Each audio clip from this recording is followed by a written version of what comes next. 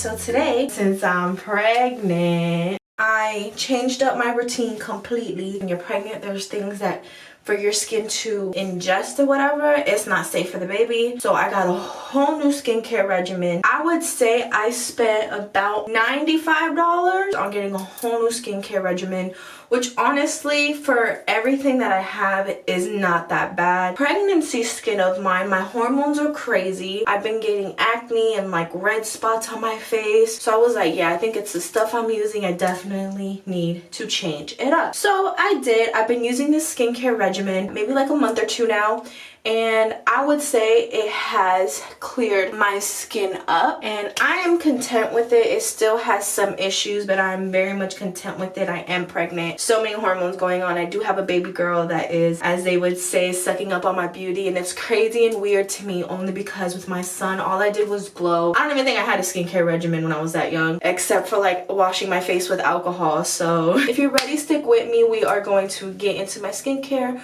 pregnancy morning routine.